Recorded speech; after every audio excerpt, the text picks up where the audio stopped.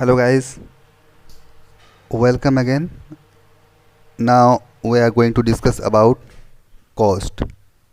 Cost concept, types of cost and interrelationship between different types of cost. Cost क्या होता है, cost उसके types क्या हैं, कॉन्सेप्ट, उसके डिफरेंट टाइप्स के जो कॉस्ट होते हैं उसका आपस में क्या संबंध है, उसके बारे में हम डिस्कस करेंगे। गाइस, कॉस्ट या लागत जिसे कह सकते हैं, ये होता क्या चीज़ है। हम किसी भी प्रोडक्ट के प्रोडक्शन में, हम किसी प्रोडक्ट, कोई भी प्रोडक्ट हो सकता है, किसी प्रोडक्ट के प्रोडक्शन में जिस भी प्रकार के एफर्ट का यूज़ करते हैं, कुछ भी चीज़ अगर हम उसमें इनपुट डालते हैं, उस इनपुट का जो मनी वैल्यू होता है उसको ही कॉस्ट कहा जाता है।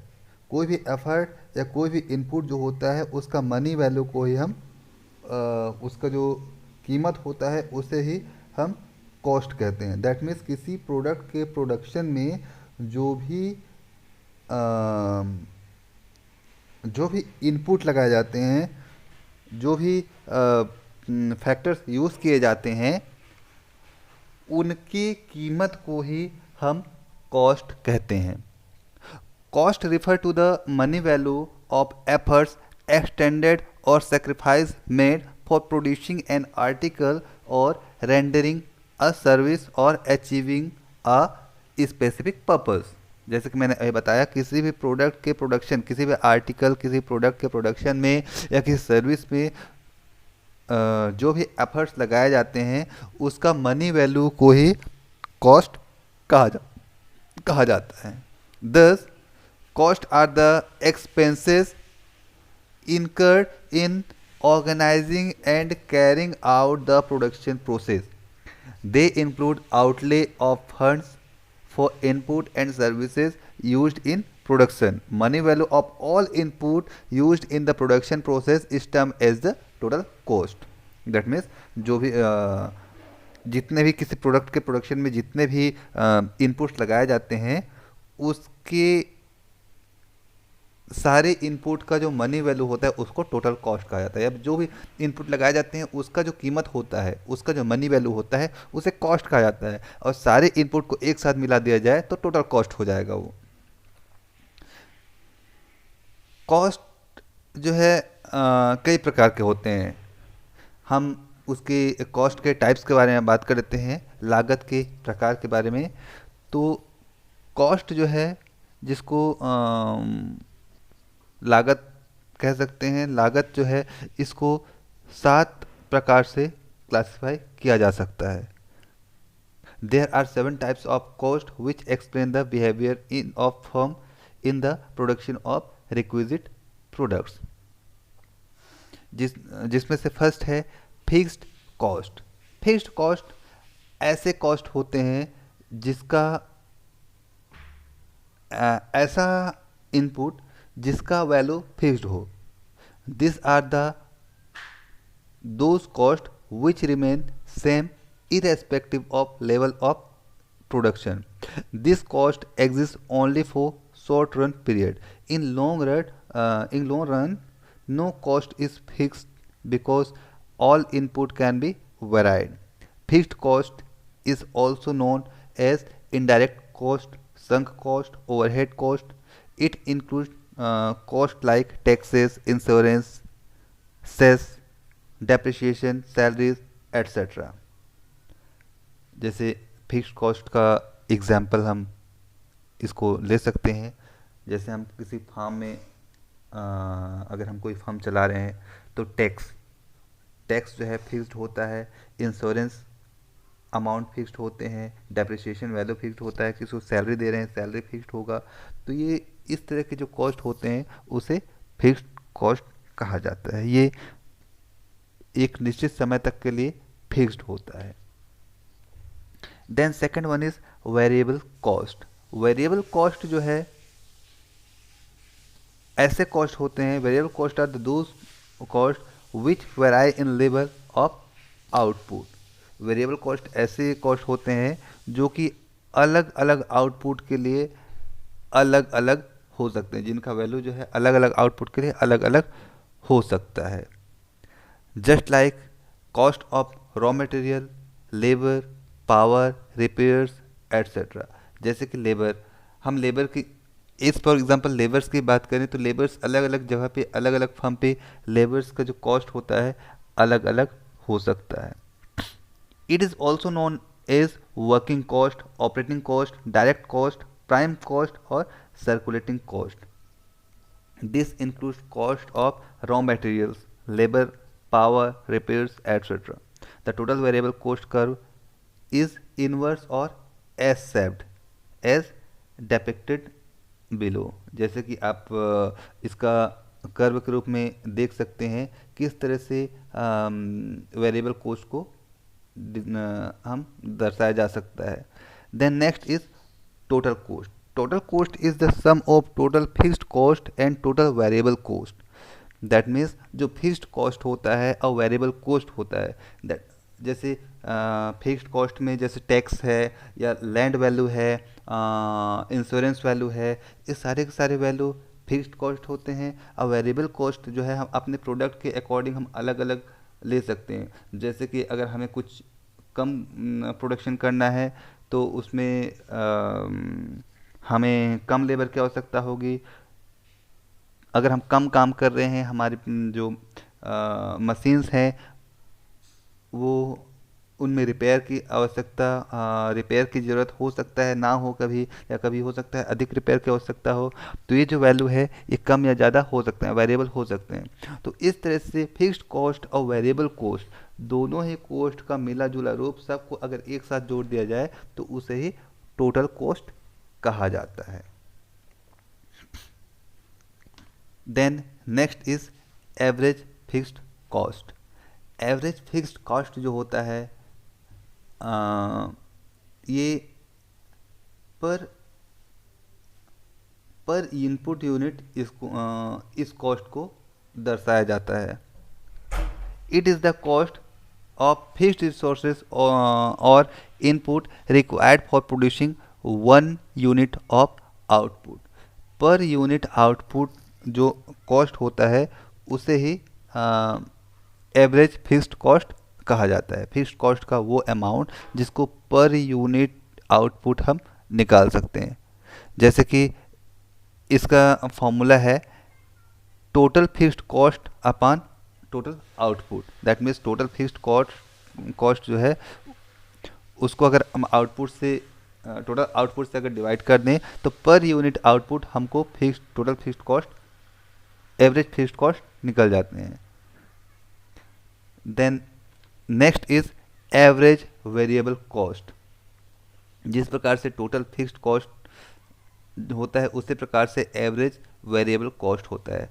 जो टोटल वेरिएबल कॉस्ट होता है उसका पर यूनिट आउटपुट अगर वेरिएबल कॉस्ट निकालें तो उसको ही एवरेज वेरिएबल कॉस्ट कहा जाता है। That means it is the amount of money spend on the variable inputs to produce an unit of output. Average variable cost is very high at initial level of production but it decreases as the level of production increases। किसी भी product के production में जो average variable cost होता है initial stage में starting में अधिक होता है और बाद में वो कम हो जाता है। Then next is average total cost.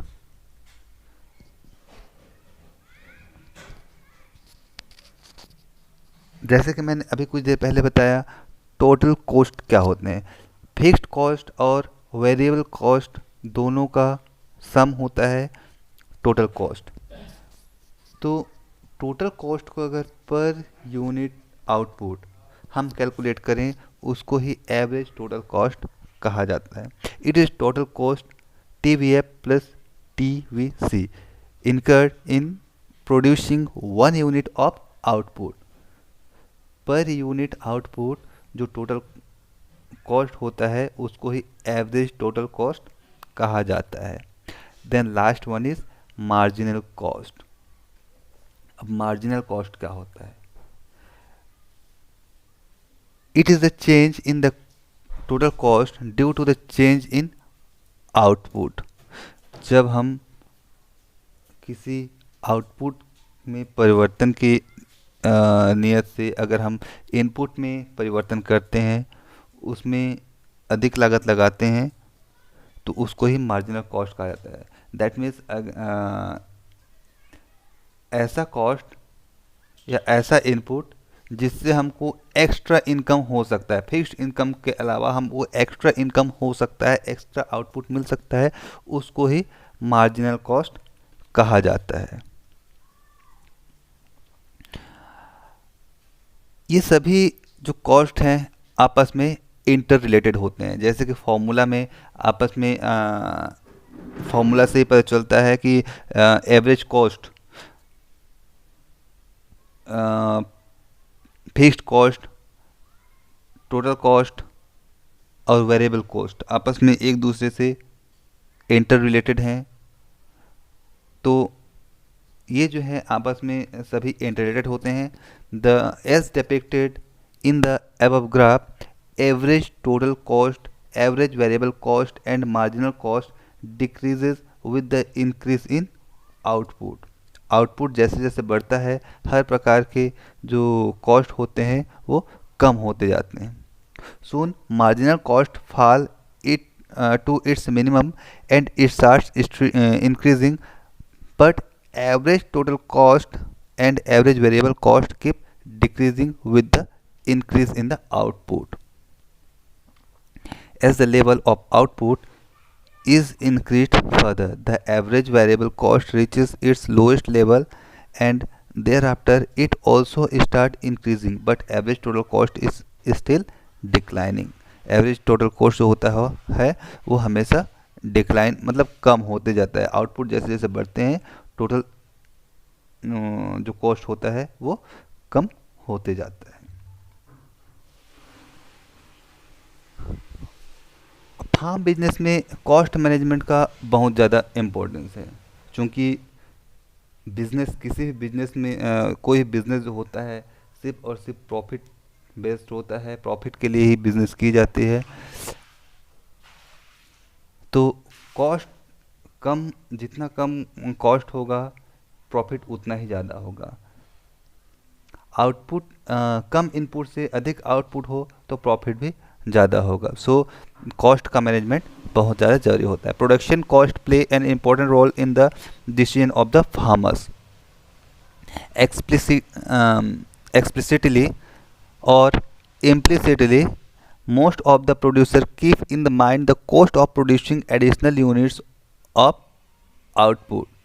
बहुतों के दिमाग में, माइंड में होता है कि अगर अधिक कॉस्ट लगेगा तो हमें अधिक इनपुट या अधिक आउटपुट या अधिक प्रोडक्ट्स मिलेंगे, बट ये सही नहीं है। कॉस्ट का सही मैनेजमेंट जरूरी होता है।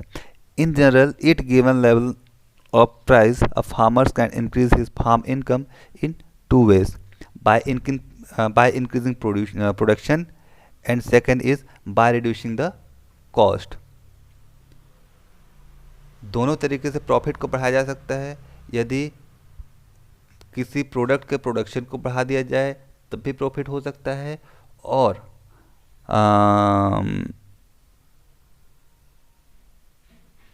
अगर कॉस्ट को कम किया जाए तो भी प्रॉफिट अधिक हो सकता है।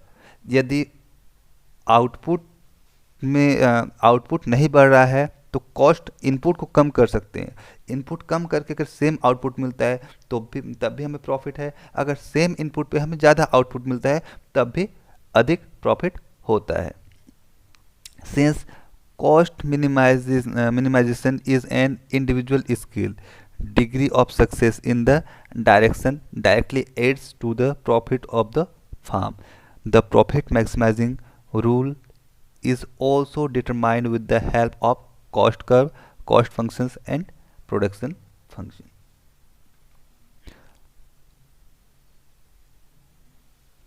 Guys, हम आगे बात कर लेते हैं इनकम की। इनकम फार्म में कुछ इनकम होते हैं जिसके बारे में डिस्कस करना ज़रूरी है। सो इनकम जो है, first is farm income. What is farm income? Farm income is the income accrued to a farm from all the enterprise which crop, livestock, poultry, fisheries, etc.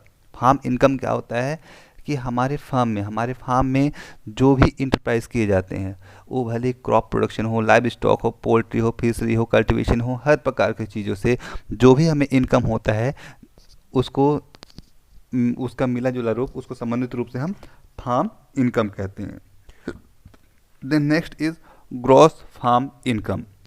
Gross farm income is the total income received on a farm from all the activities carried out on the farm. Gross farm income includes income received from sale of main products and byproducts of crop. क्योंकि farm income जो है वो हमारा crop से, live stock से, poultry से, fishery से जो इनकम होता है उसको फार्म इनकम कहते हैं। और ग्रॉस इनकम क्या है? ग्रॉस इनकम दैट मीन्स ये सारे जो इनकम है उसके साथ साथ में उनके जो बाई प्रोडक्ट्स की इनकम है, इन सभी के इनकम का आपस में जो मिला जुला रूप होता है उसको ग्रॉस इनकम कहा जाता है, ग्रॉस फार्म इनकम कहा जाता है।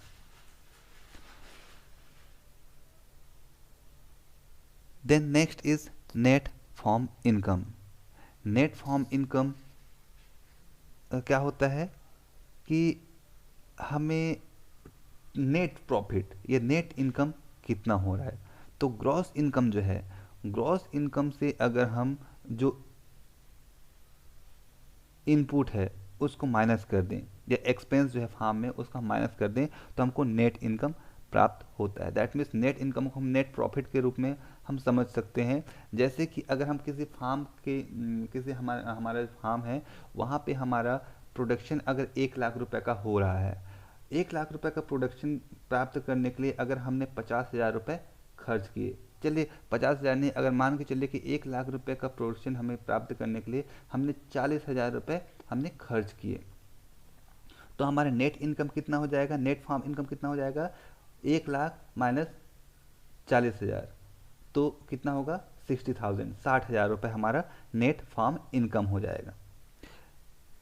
That means a farm income is the income left with farmer after deducting all the expenditure.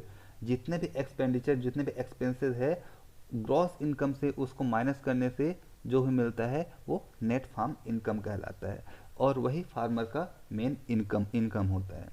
क्योंकि जो एक्सपेंसेस होते हैं वो पहले ही खर्च किए जा चुके होते हैं। सो जो ग्रॉस इनकम होता है वो फार्मर का इनकम ना होके जो नेट फार्म इनकम होता है वो फार्मर का इनकम होता है। गाइस आज के लिए बस इतना ही। Thank you.